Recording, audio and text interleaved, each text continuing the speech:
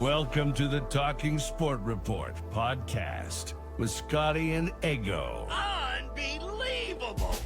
I'm excited because Greg Bird, who is not only a NRL superstar and was an incredible player throughout his time as an NRL player, played over in France, played for his state, played for his country, played for his, as in country versus city as well, so like a double country. He's played twice. Yeah. Two different kind of countries. Yeah.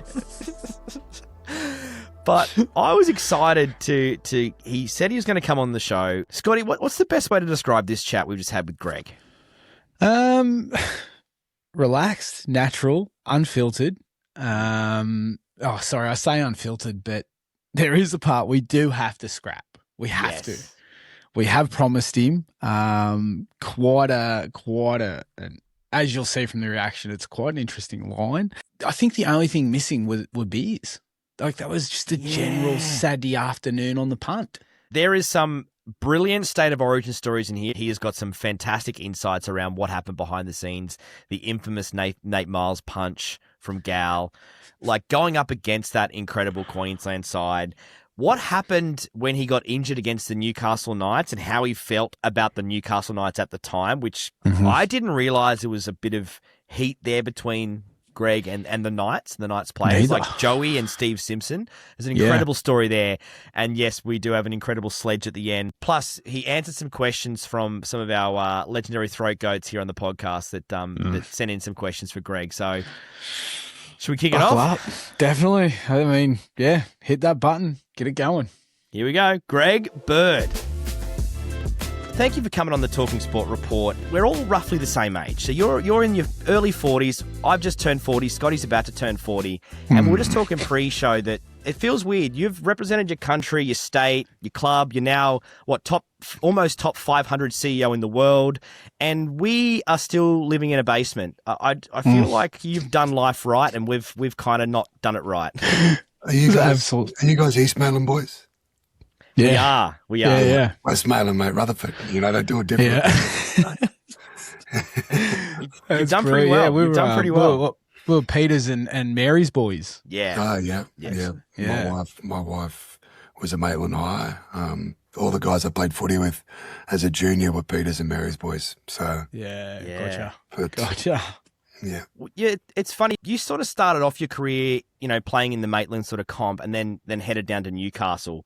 But, I think growing up, you would have probably hit all the same nightclubs we did. Because, back when we were going out, it was like the Clubhouse, the East Maitland Bolo. Were they kind of the spots that you would hit too? Or were you kind of more living in Newcastle at that point of age? Mate, I would have been more Newcastle. The best ones for me, because I'd come home for Christmas, and there's no better than the Windsor Castle, into the brewery, into the Clubhouse.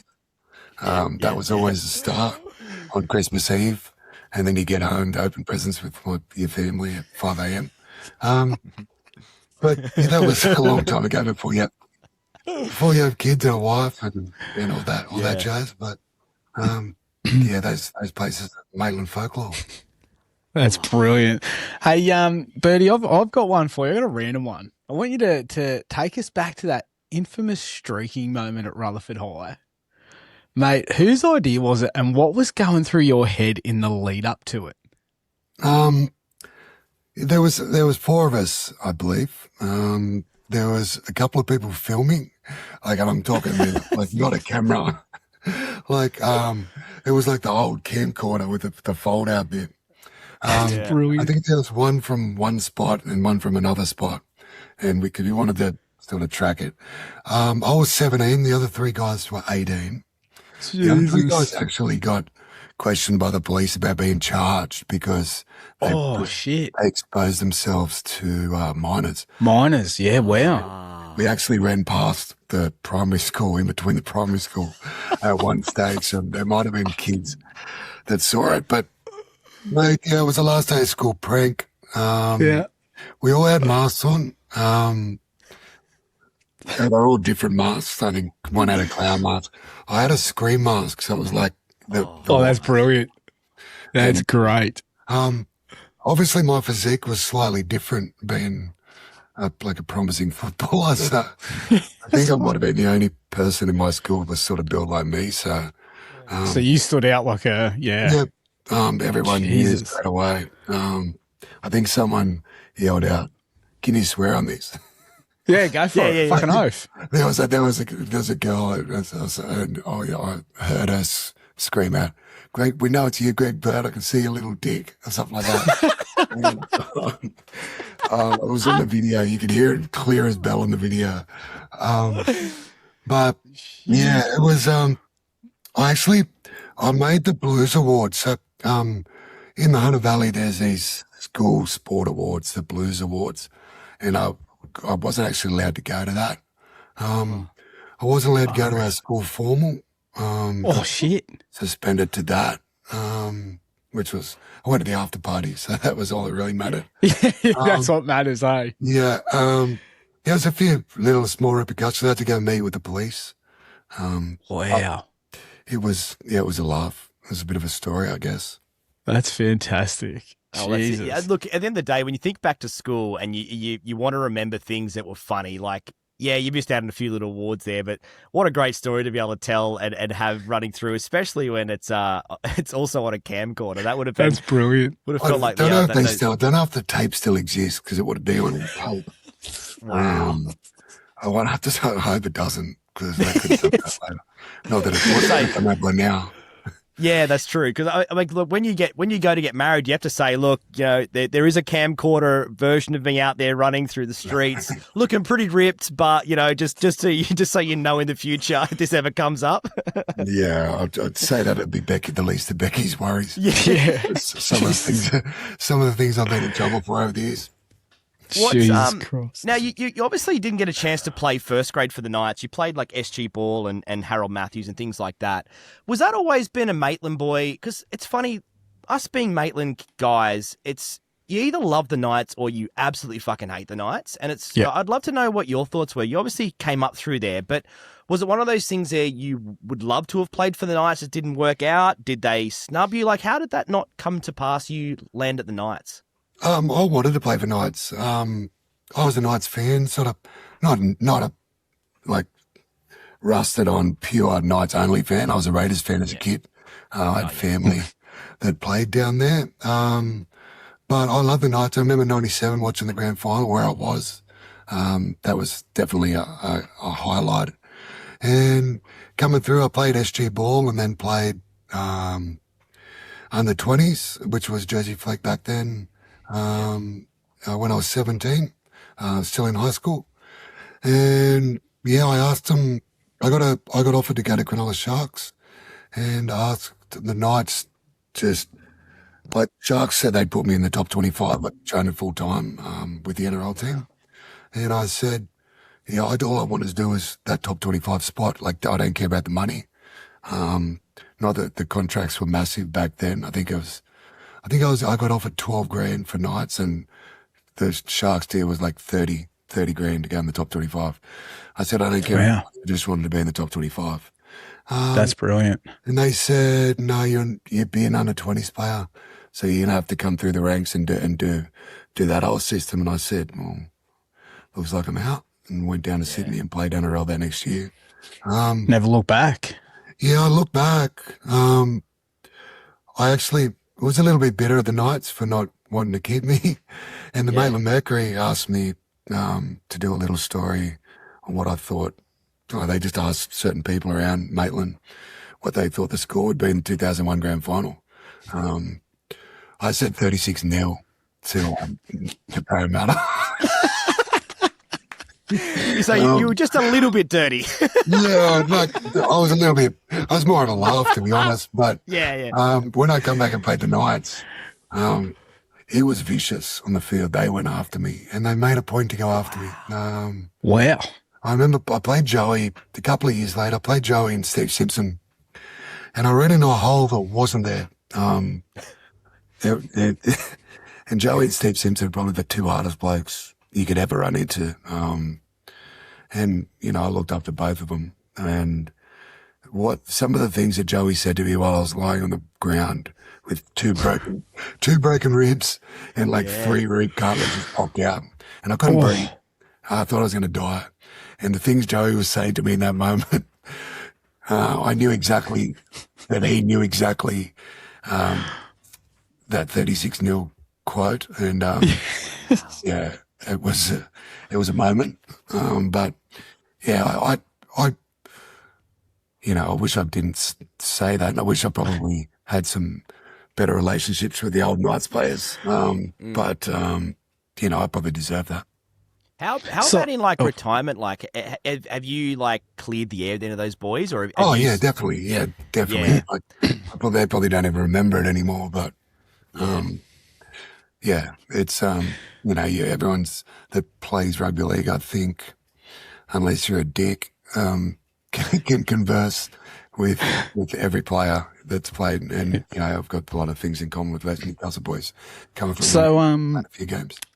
So going back to them targeting you specifically during those games, who were your specific rivals from your own perspective that you always wanted to get on top of, whether it was club level, Origin, even international? Was there any in particular that you just set out to, regardless of the result, you just had to fire and let them know you were there? Not really. Mate, to be honest, it's your Nate Myles, your Paul Gallens, the people that I know. It's weird rugby league. Yep. I remember playing against my brother-in-law. Robbie Rocco played for the Knights. Another Maitland boy. He's Maitland. Yep. The other side of the track, the rough side.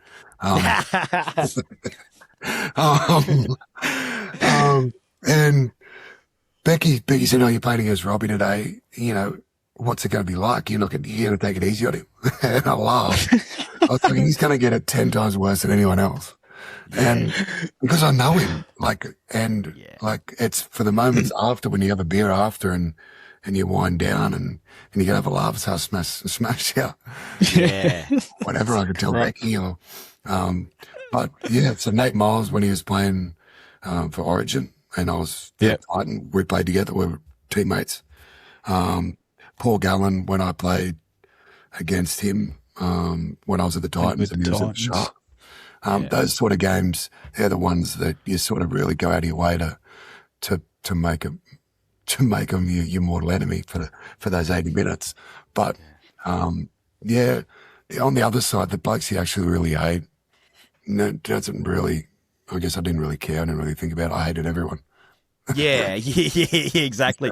I was sort of like, when we sort of talk about, growing up watching you play footy, given the fact that we're very close in age, I for anyone who hadn't seen you, I would say you're like the Liam Martin in the Origin side. You had that kind of role of being a bit of an enforcer. You sort of knew whenever you were in the team, we were going to have a bit of a backbone. We're going to have a ticker.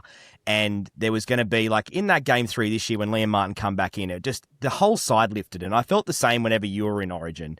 So when you go into those, because us soft Maitland people that don't play first grade rugby league, we don't know what a hit feels like, apart from getting maybe a pool cue over the head at the back of 3M at the Clubhouse Hotel.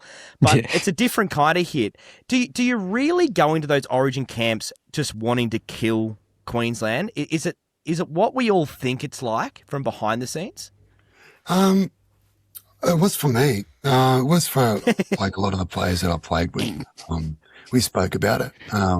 We spoke about being dominant physically and not letting that team. We're playing against a superstar team. There's probably 6 guys who will go down as immortals in that squad that we're coming up against, and it was that. When the forwards got them set on a platform, their backs could basically do whatever they wanted. So our job as forwards was not get them in that, let them get that in position, and we had to stop their dominance. We had to try to dominate them physically, and hopefully minimise the opportunities that those superstars had on the front foot. Yeah, we spoke about it, but I don't know whether it's the same as it is today. We spoke as far as in that 2014 series when Gal just splashed out and just punched the piss out of Nate, which was awesome. Still a great. It was awesome until they changed the rule. It was awesome until they changed the rule. Basically ruined rugby league. Like we just said, like Nate's a target. Like we watched videos of him and what he was doing in those games. Like he's a good player. He's good at being tough, and he's also good at being dirty. He's told me things as a teammate that I had no idea that he did until I watched the videos of things that he did in tackles. Like there's lots of things. Oh, wow. Melbourne Storm players used to roll. He used to do all these wrestling things. He had all these different hip drop things, but not like with his hip into like your rib cage, and then with his head, where he'd dive into tackles with his head. And you don't really notice it until you really break down his tackles. And like he was really good at it. Now they'd probably throw the book at him because it's we're playing touch football out there. But back then, I guess no one really picked up on all these things because it was a little bit rougher and tougher, and there wasn't as much focus on injuries and things like that. But so we spoke about it that day. And like if he says anything or does anything, just throw a punch. And amazing. Gal didn't even hesitate. He didn't even hesitate. He actually didn't miss him either. He actually cheap shotted him. He cheap shotted him, and when he pushed him, I think he might have called him a roid muncher or something like that as well. And he pushed him. As soon as Nate pushed him, he just went pop, pop, pop, and then that was all over. But Jesus, yeah, we spoke about it, but. Did you celebrate that in the sheds after the game? Was that something that was celebrated like post series or like, because that sort of stuff makes you like lift, doesn't it? Well, you see, that's Origin, right? It can't happen now, but back then that was the fire that would give you the chance to go on and win a match. But it actually does pump you up. Like those sort of things, when you see your teammate fly out of the line, like Liam Martin was doing in game 3, when you see him fly out of the line and bash someone, you just get a lift. Like everyone gets a lift. And it's not only the fact that you don't have to get up. You get back and get up 10 metres because he's driven it back 5. Everyone's on the line waiting to get ready to go again. That's not just the end. It's like the whole emphasis of that one effort from one player can basically flip the tide on momentum, and then you can just really muscle down on a team. And mate, I thought Hudson Young, another Maitland boy, Curry boy. But I thought both our edge back rowers really shone in that game 3 and really turned the tide for us. And hopefully with Kingy next year, we can have those sort of players that can be coached. I don't think you can coach those sort of players. You sort of got to have them there. Liam Martin wasn't there. Liam Martin was there for the difference. Hopefully he can keep doing that, because I definitely think we've got the most talent. I feel like Queensland, they play with a fire that Billy had. And Billy was no clean player. No. The clean skin. He was not a clean skin. He was as rough and as tough as they come out there, and he gave it everything he had to win the game. And I'd never say a negative word about him. Me saying he's not clean is not a negative word. That's a pat on the back. That is what it is. Yeah, that's true. Yeah. Well, any of those players through that time, there was just that niggle in the game. If you were going to be the best of the best, you had to know how to play rough, play dirty, and play in people's faces to get your advantage, right? Like that was part of the game. Yeah, it was. I guess I spoke to someone the other day, and they spoke about eras of rugby league. Like, I guess before 2000, you just had to be tough. Like it was a war out there. Like. Probably earlier than that, probably like 95, it was a war. Through 95 to 2010, you had to be both. You couldn't just be tough because you get left by the wayward. You couldn't just be skillful. You had to have skill and toughness. And then basically the newer age game is more just skill. So coming through, because you can't really get bashed now. But people do.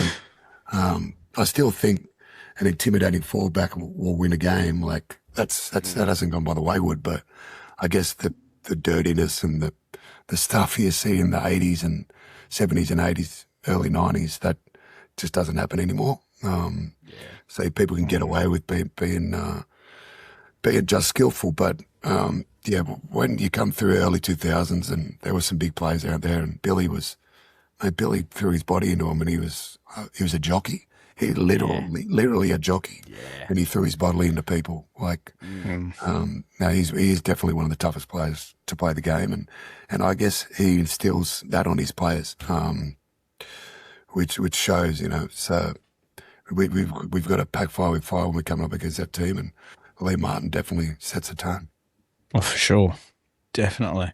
I'm going to steal your question, Eggo, because it's a fantastic one. You played in a lot of jerseys throughout your career. So Knights as young players, we touched on Sharks, Titans, Catalans in France, Blues, country, international. Is there one that still holds a special place in your heart? Is there one that you've got hanging at home somewhere? Is there one that just stands out and means the absolute most to you? Oh, mate, there's moments in rugby league, like your debut, first team. I was a bit of a, I guess I probably didn't take it, I took it for granted slightly as a young bloke.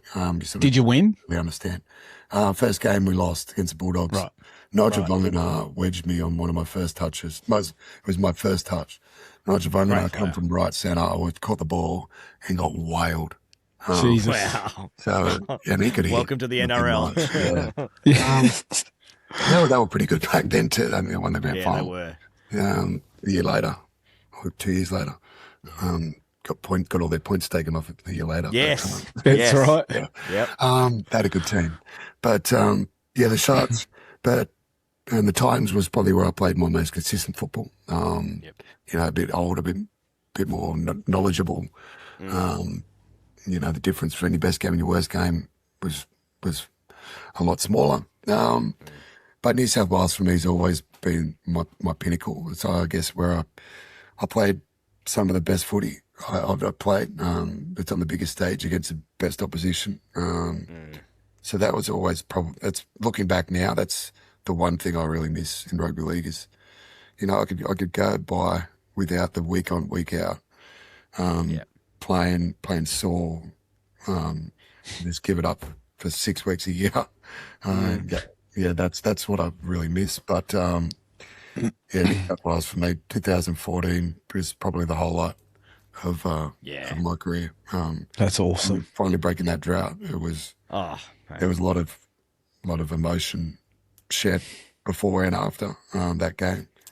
Throughout the loss, thinking you're never going to get there, you're never going to win a series, they're going to change the team, and blokes like me, Gal, and the likes, with Lick Lewis won a couple earlier on, Hainsey, and they would just get left out and move on. But we finally got there, and looking back, it was a pretty special moment. That's amazing. Awesome. When you think about it, like you do look at that 14 team and you go, like New South Wales was also stacked, but you came up against, as you said, an immortal team, which is just unheard of. And I guess that's the big one. So it's good to see you guys get a win. I know we're all cheering. It was a tough little period for New South Wales. You always felt like you're in it, but just when you look at who they had, it was just one of those really, really tough periods for New South Wales football. Hey, we've got a couple of. I think one of the tough things was that they always had that spine locked down. Yeah. They always had their, Cam Smith, Billy Slater, like Cooper or Lockyer, Thurston, had the same sort of guys down our middle. If you look back at over those years, we changed. Like, there was me and Brett Camorley was 7. Me and Pete Wallace was year 2 or year 3. The fourth one was Jared Mullen, Mitchell Pearce. There was Hocko and Grubb. Like, there was never one year that was the same halves. And they're the most important players. They're the most influential players in the game. And we just couldn't lock 2 down, whether it was form or injuries or, it was a tough period for New South Wales in that half 5'8" position. So, coming up against a bunch of superstars down that spine made it difficult. But, it's hopefully we can turn the tide now, and Nathan can have that sort of influence on New South Wales. Definitely. Now, before we let you go, I've got a couple of little fan questions from people in the pod. That actually, one of them is from a guy who has claimed to have played against you way back in the day. Speaking about rough-head Maitland people, his name's Bodge Nevin, and he sent in this lovely audio message for you. Hopefully, you can hear it. Birdman, Bodge here. 2004, round 4. Sharks down 22-12. Shane Martini has headbutted your knee and the ref's got it totally wrong, sent you off, ended up in a 10-match suspension to you, which I still can't work out. I was a South supporter at the time. I thought you'd knocked Shane Martini out, and I was ready to applaud you for that. On top of that 10-match suspension, a $15,000 fine by the Sharks, which South Sydney were going to refund, but Shane Martini played the following week. So South said, we're not going to refund that money. You didn't do a good enough job, Birdie. Anyhow, mate, great to hear you on the podcast. Back in the day, had the privilege of playing against this pretty ordinary Rutherford High team in a night game. They had this one player that tore us to bits, and they ended up beating us just on the back of this one bloke. It ended up being the one and only Gruge Bird, best player I've played against. Great to hear you on the pod, mate. Scotty, for fuck's sake, post this bloke some merch. Catch up soon, Birdie. Fucking hell. There you go. Well, any reply to that from old Bodge Nevin? Maybe he was the best player you played against too, Birdie. I mean, maybe. Nevin definitely wasn't the best player I played against. Mate, that game, we were getting beat by South. Back then, the competition wasn't as tight as it is now. Like, the worst teams in the comp couldn't beat the best teams in the comp. And not that we were the best team, but I definitely didn't think we were the worst. And coming up against South, I just thought we were going to beat them, and I was getting frustrated. And then a winger was carrying it off the back fence and like screaming as he was running the ball. And I was like, I'm going to whale this bloke. And I tried to hit him, and I sort of bounced back. I didn't get him. I didn't time it right. And stupidly, I just thought I was close enough that no one would see if I slipped a knee into his head. Fuck. And you look at the video, and I was like, oh fuck, Yeah. that'll be bad. I remember I went back to Paul Franze, who was at centres. I tried to get out of there, so I tried to run like back to get away as far as that they wouldn't associate me with it. I don't know what I was thinking. Yeah. And, Get away from the scene of the crime. Yeah. And I said to Paul, what are you doing? I was like, it was an accident. Really, he just laughed. He just laughed in my face and said, no, it's not. That wasn't an accident. And then Shane Hayne called me over, and he said the match committee's looked at it, and you're off, and pointed. And I went, no, he said you're off. I leaned in and said pardon, and he just put his hand up. I was like, yeah. Wow. And then that was the Brian Fletcher story where he told me that everyone hated me. Everyone in the comp hated me. Wow. My own teammates hated me that he played with in Origin, and they told me I was a piece of shit. Really? Yeah. And how do you 7 years bounce later, back from that? 7 years later, I found out that he said that to everybody. He was just staring at you. Yeah, I had no idea. It was easily the best stuff I've ever heard, which I used after that. I actually asked Fletcher when he was doing an interview for the Matty John show, and he laughed. He said, man, I said that to everyone. That's brilliant. Yeah, it's a good one. Jesus. Definitely. I got one. If you can give us this information, Stig, he gets involved on the podcast, gives a Stig send off. He wants to know who is the biggest liability on the drink. Anyone go missing? Anyone just an absolute menace? Like they're there 1 minute and then they're gone for 7 hours?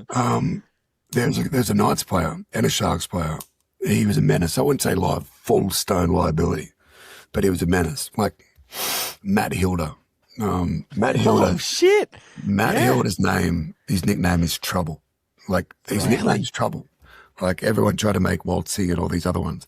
But when you have a beer with Matt Hilder, you know why his nickname's Trouble. Like it's That's great. He always used to say it was either me or him. He was going to be the first puncher I was, so I always made sure I did. that was his go-to after he'd get in a fight with a security guard or a bouncer, like a doorman or a random, or Jesus Christ. And he could throw them too, matey. He was I good. bet he, yeah. But, Well, if you're going out of your way to do that, you know you can throw them because you're not throwing them like first if you know you're going to get your head kicked in. Exactly. Jesus. You got another one there, Last one here from Mr. Luke Gilchrist, another Maitland boy. He comes in and says, what's the best sledge you've had either on you or you've given, do you reckon, in a game? Well, the sledge from Fletcher was the best one I've had on me. That's pretty good. I've actually heard one, but I literally cannot repeat it. That sounds good. You could. I can't repeat it. It's too bad. No, We edit. mate. I'll tell you, but you'd have to edit it out. That's how bad it is. Wow. It was at a scrum. It was in a scrum against Parramatta, and it was Paul Gallen on Mark Riddell. Mark Riddell starts going at him. Mate, steroids can't help your fingers, can they? They can't help you dropping the ball, giving it to Gal. And Gal was fuming, like steam coming out his ears. And we went to the scrum base, and we packed the scrum.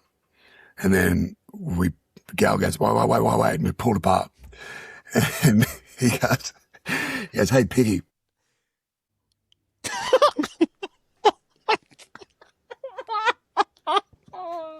I don't think we can top that, mate. I think we really appreciate you coming on the show and having a chat. Thank you. Still one of our favourite players to watch go around, especially for New South Wales. I'm shattered you were never a Knight in the top grades, but I love that there was the passion there and that you went on a bit of a run with the Knights. And I was going to ask you a question about getting injured in that game against the Knights, and now that makes a lot more sense off the back of the grand final call. So that you've shed some really nice light on that whole moment with Joey and Steve Simpson, who, funny enough, Steve Simpson is now my next door neighbour to my mum and dad's place in Maitland. He now has a farm right next to my mum and dad. So it's funny how small a world. And if you actually look at the Newcastle Knights, what side they could have had, when you think of like your Payne Haas's from Woodbury, as you said, Hudson Young, all these incredible players that could have been a Knight and wasn't. Imagine how many comps the Knights. Willie Mason, Brett Kamali. Yeah, there's a few. Robbie Ross. Like if you assemble that, like it's almost like there's a Melbourne Storm waiting to happen. Yeah, definitely. Jesus Greg, Christ. thanks so much for your time, mate. Really appreciate having you on. Appreciate it. Thank you. Legend. Thank you. Well, Scotty, there you go. Greg Bird, done and dusted. I love it. Wow. Seriously, that I feel like that he could have quite comfortably chilled out for like another 40 minutes or so. Like he was just so relaxed. It was just like, yeah, boys, whatever, let's do it. You know, that sledge though, you know, like all I can say to the listeners is I'm sorry you didn't get to hear it because holy shit, it's a good one. Wow, yeah. Good one. And you know what? That's one that I might tuck in the back pocket for future. Yeah, when you have a fight with the missus, word for word. 100%. We will be back this Sunday night with another podcast. Hey, if you did love this podcast, please subscribe. It would help us out a stack if you subscribe to the podcast, Talking Sport Report. We're also on YouTube as well, so jump on there and follow. You can actually watch this podcast. We drop episodes every Sunday night. In the wintertime, we talk rugby league. In the summertime, we love talking soccer and cricket. Basically, it's honestly, it's just two mates chatting shit on a Sunday night. Yep. Don't go to the pub this Sunday. Just listen to our podcast. That's right. And we have merch. We do have merch. Yes. Yeah. So shut the fuck up and just come and pick it up. Don't whinge about it. Come pick it up. So big thank you, Mr. Greg Bird, of course, for coming on the show, and we'll see you Sunday. See you on Sunday. And you know what? After that chat, go fuck yourself, Nate Myles. Peace, love, dove. Nice.